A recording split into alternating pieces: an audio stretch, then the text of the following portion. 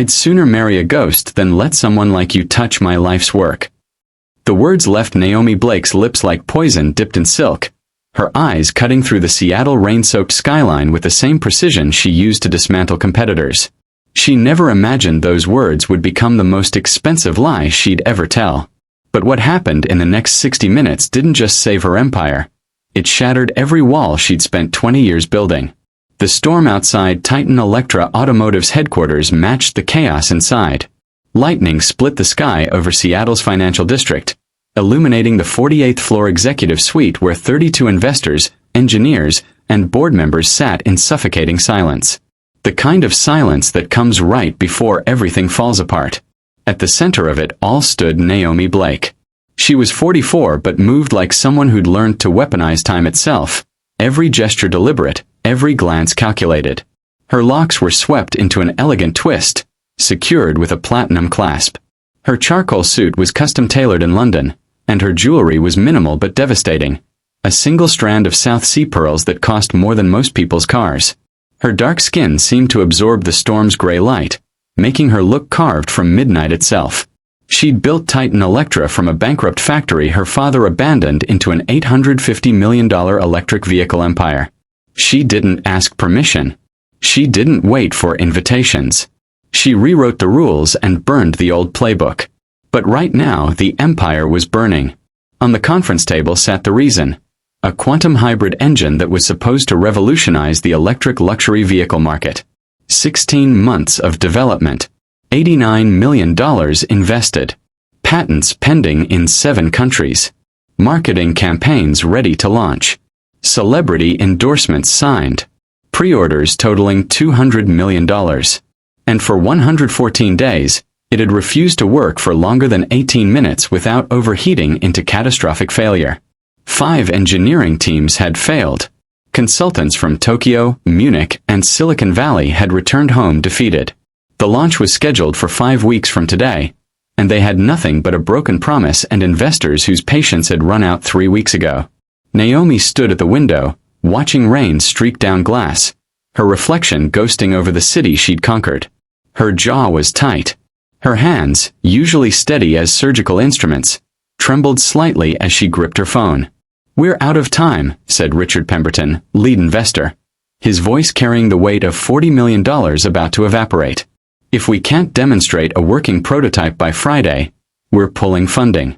All of it." "Friday is 3 days away," Dr. Angela Foster, head of engineering, said quietly. Her voice cracked on the last word. She'd slept maybe 8 hours total this week. "Then I suggest you pray for a miracle," Richard replied coldly. That's when the service door opened. Not the main entrance, the small side door that maintenance used. The one executives pretended didn't exist. He walked in pushing a cleaning cart, wearing navy coveralls with Titan Maintenance stitched across the back. His movements were unhurried, almost meditative, as he emptied the recycling bin near the window where Naomi stood. She didn't look at him. Why would she? Invisible people didn't require acknowledgement. But then he stopped, turned toward the conference table where the engine sat like a technological corpse under fluorescent lighting. And he said, in a voice like aged whiskey, smooth, deep, and impossible to ignore, "That's a phase synchronization issue." Every head in the room turned. Naomi's reflection in the window went very still. "Excuse me," she said, not turning around, her voice carrying the temperature of winter oceans. "The engine, ma'am," he continued calmly. "You've got a phase synchronization problem in the quantum processors. That's why it's shutting down at exactly 18 minutes. The timing's too consistent to be random failure." Now Naomi turned. She studied him for the first time, really looked. He was tall, lean, with close-cropped hair going gray at the temples. Maybe late 40s. His hands, resting casually on the cleaning cart handle, were scarred and calloused. His face was weathered but handsome in the way that comes from living through things, not around them. His eyes were steady, patient, and held something that made Naomi's chest tighten uncomfortably. Certainty. "And you know this," Naomi said slowly, "because you're an expert in quantum hybrid automotive engineering? Or because you mop floors and think that qualifies you to have opinions?" Someone in the room inhaled sharply. Dr. Foster looked away, embarrassed. The man didn't flinch. Didn't look away. Just met Naomi's gaze with the calm of someone who'd stopped needing to prove himself a long time ago. Because I've built engines like this before, ma'am. Different application, same principle. And I recognize the failure pattern. You've built, Naomi laughed, but it wasn't a kind sound. It was the laugh of someone who'd learned early that the world would try to tear you down the moment you stopped performing invincibility. Let me guess. You have a degree from YouTube University? Maybe you fixed your cousin's Honda once and think that translates to quantum automotive engineering. Naomi, Dr. Foster said quietly, a warning in her voice. No. Naomi held up one hand, her eyes never leaving the man's face. She was angry now, angry at the investors threatening to pull funding, angry at her engineers for failing, angry at this storm, this city, this moment, and most of all angry at this maintenance worker for daring to speak in a room where his voice wasn't supposed to exist. She walked toward him slowly, her heels clicking against polished concrete like a countdown. She stopped close enough to see gold flecks in his brown eyes, close enough to smell industrial soap and motor oil and something else. Dignity, maybe, the kind that poverty and prejudice couldn't strip away. Here's what's going to happen, Naomi said, pulling out her phone. She opened Instagram, where her 200,000 followers waited. She hit the live button. The viewer count started climbing immediately. Good afternoon, everyone, she purred into the camera, her smile sharp and cold as surgical steel. We're doing something special today at Titan Electra. A social experiment about opportunity and meritocracy. She turned the camera toward the maintenance worker. This gentleman believes he can fix an engine that 5 teams of engineers with advanced degrees couldn't solve. And I believe in giving everyone a fair chance. So here's my offer. Naomi's voice dropped, became soft and dangerous. Fix this $90 million engine. Right here. Right now. In front of these investors and, she glanced at her screen, 120,000 people watching. Do that and I'll marry you. Tonight. I'll have my legal team draw up papers and we'll sign them before anyone leaves this room. The boardroom exploded in shocked protests. Naomi, this is insane. Think about the liability. The press will crucify us. I'm completely serious. Naomi cut through the chaos like a knife through silk. Her eyes remained locked on the maintenance worker's face. I'm so confident in the professionals I've hired that I'm willing to bet my future, my hand in marriage, my reputation, everything, that this man cannot possibly succeed where actual experts have failed. She leaned even closer, dropping her voice to a whisper only he could hear. And when you fail because you're just someone who empties trash cans and pretends to understand things that are light years beyond you, I want you to remember this feeling. This moment when you reached above your station and humiliated yourself in front of the entire world. You'll be terminated immediately. No reference. No severance. Just the memory of the day you forgot your place. The man looked at her for a long, terrible moment. Not with anger. Not with fear. With something infinitely worse, with understanding. Like he could see straight through her armor into the frightened girl beneath who still remembered being told she'd never amount to anything. What's your name? He asked quietly. The question caught Naomi off guard. What? Your name. Your real name. The one your mother called you before you became Naomi Blake, CEO. Something flickered across Naomi's face. Pain, maybe, or memory. That's not relevant. It is to me, he said simply. Because if I'm going to accept your terms, I want to know the real person I'm making this agreement with. Not the performance. The person. Naomi felt something crack inside her chest. Naomi, she said finally, her voice smaller than she'd meant it to be. Just. Naomi. He nodded slowly. I'm Elijah. Elijah Cross. And I accept your terms, Ms. Blake. Naomi's smile returned. Sharp, victorious, cruel. She positioned her phone on a nearby stand, angling it to capture both Elijah and the engine. Her live viewer count had reached 180,000. Show us what you've got, Mr. Cross. What Naomi Blake didn't know, what she'd never bothered to ask, was that Elijah Cross held 2 master's degrees. One in mechanical engineering from MIT, another in electrical engineering from Stanford. What she didn't know was that he'd spent 12 years designing propulsion systems for aerospace applications before his daughter's leukemia diagnosis bankrupted him and his wife, draining every resource they had into experimental treatments that insurance called unnecessary. What she didn't know was that his daughter survived, but his marriage didn't. His wife unable to forgive him for the financial ruin, unable to see him as anything but the man who'd failed to protect their family from catastrophe.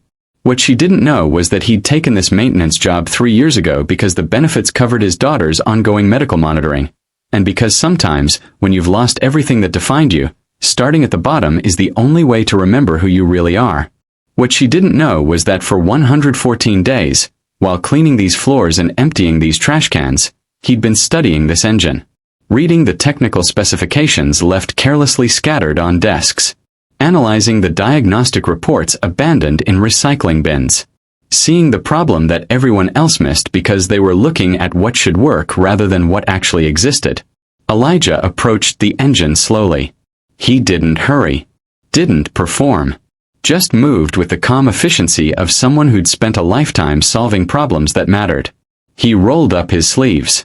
His hands, scarred from years of real work, stained with the permanent shadows of grease that never fully washes away, moved across the diagnostic tablet with surprising grace. "Dr. Foster," he said quietly, "may I ask who manufactured the quantum processing cores?"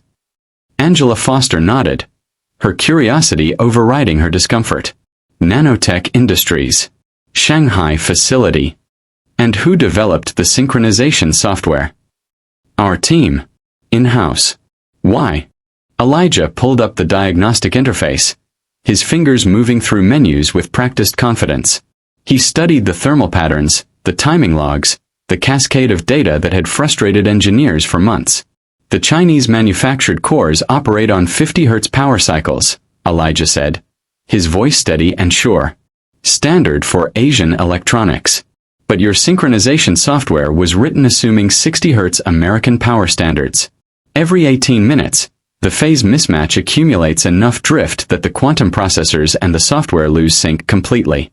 The system interprets it as critical failure and initiates emergency shutdown." The room went absolutely silent. Dr. Foster grabbed her own tablet with shaking hands, pulling up the same data she'd analyzed thousands of times. But through Elijah's explanation, the pattern became blindingly clear, a fundamental assumption error that had cost them months and millions. "Oh my God," she whispered. "We never checked the base frequency assumptions. We just assumed. We never questioned." Her voice trailed off into horrified realization. Elijah was already typing, his fingers flying across the interface with muscle memory that told a story of decades spent doing exactly this kind of work. "If I recalibrate the synchronization software to account for 50 Hz base frequency instead of 60, the phase drift should eliminate completely. The processors and software will stay locked indefinitely." He executed the adjustments, stepped back, looked at Dr. Foster with patient respect. "Would you like to start it?" Angela initiated the startup sequence with trembling hands. The engine hummed to life. Smooth, powerful, perfect. A sound like silk tearing, like thunder tamed, like promise kept. Temperature sensors climbed steadily, then plateaued exactly where they should. Power output stabilized. Efficiency metrics locked into the green zone and stayed there. 18 minutes passed. The engine continued running flawlessly. 25 minutes. 35 minutes. 45 minutes. An hour. Perfect synchronization. Perfect performance. Perfect silence in a room full of people who'd just witnessed the impossible made simple. Naomi stood frozen at the window, her phone still recording, her world tilting on an axis she didn't recognize. Her live stream had reached 420,000 viewers. The comments scrolled past in a blur. Celebration, shock, outrage, demands that she honor her word, threats if she didn't. Richard Pemberton stood slowly, walked to Elijah, extended his hand. "I did some quick research while you were working, Mr. Cross," Richard said quietly. "MIT, 2003. Stanford, 2006. 12 years at Lockheed Martin's Skunk Works division. Published 7 papers on advanced propulsion systems. You're not a maintenance worker. You're one of the most qualified engineers in this country. He turned to look at Naomi, and his expression could have frozen oceans. Ms. Blake, I believe you made a very public promise. And I believe 400,000 witnesses are waiting to see if your word means anything at all. The boardroom erupted in urgent whispers that sounded like static, like the world ending, like everything changing all at once. Naomi's hands were shaking. Her carefully constructed armor. 20 years of never showing weakness, never admitting error, never letting anyone see the scared girl from South Seattle projects who'd clawed her way to this glass tower. All of it was cracking like ice in spring. She looked at Elijah, really looked at him for the first time. Not as invisible labor. Not as entertainment for her cruelty. But as a man who'd just saved everything she'd built while she'd tried to destroy his dignity for an audience. You don't have to hold me to it, she heard herself say. Her voice sounded distant, unfamiliar, vulnerable. Elijah studied her with those same patient eyes. I know. I was. Naomi's voice cracked. She'd stopped crying at age 9 when her father left, and her mother told her crying was for people who had the luxury of weakness. But now her eyes burned. I was cruel. I was everything I swore I'd never become. Everything I hated about the people who tried to keep me small. 450,000 people watched Naomi Blake break. I'll honor my promise, she continued. Her voice steadier but still fragile, still human. Not because of the cameras. Not because of legal obligation. But because you showed me something I'd forgotten. You showed me what real strength looks like. The kind that doesn't need to tear others down to stand tall. She looked into the camera, at all those viewers watching her world end and maybe, possibly, begin again. I spent 20 years building walls, Naomi said. Walls made of success and reputation and the need to prove that I belonged in rooms where people like me weren't supposed to exist. And somewhere along the way, I forgot that walls don't just keep people out. They keep you locked in. She turned back to Elijah, and for the first time in 2 decades, she wasn't performing strength. She was just being human. So here's my real offer, Elijah Cross. Not a bet. Not a spectacle. Would you have coffee with me? Would you tell me your story? Would you help me understand how someone who's lost so much can still have so much grace? The boardroom held its breath. Dr. Foster was crying. Richard Pemberton looked grudgingly impressed. The storm outside had begun to clear, weak sunlight breaking through Seattle's eternal clouds. Elijah looked at Naomi for a long moment, this powerful woman who'd tried to humiliate him and was now humbling herself instead. One condition, he said finally. Anything. We start honest, Elijah said. No armor. No performance. Just 2 people who've both learned that sometimes falling apart is the only way to become whole again. Naomi felt tears slide down her cheeks, the first she'd shed in 27 years. They felt like freedom. Deal, she whispered. They didn't get married that night. But 11 months later, they stood together in a small community center in South Seattle. The same center where Naomi had attended after-school programs as a girl, where she'd first learned that engineering was something girls like her could dream about. Naomi wore her mother's vintage wedding dress, altered to fit. She invited 60 people instead of 600. She read her own vows without notes, her voice shaking but strong. You taught me that fixing broken things isn't about force or pride, she said, looking into Elijah's eyes. It's about patience. About looking at what actually is rather than what you think should be. About having the courage to question your own assumptions. Her voice broke, but she continued. And you taught me that the strongest thing I could ever do wasn't building an empire. It was admitting when I was wrong. Apologizing when I caused harm. Starting over when I'd lost my way. Elijah smiled, squeezed her hands gently. His daughter, healthy now, 17 and brilliant, stood beside him as his best woman. You taught me, Elijah said quietly, that it's okay to rise again. That past failures don't define future possibilities. That sometimes the people who hurt us are just scared people who forgot how to be soft. At Titan Electra, everything transformed.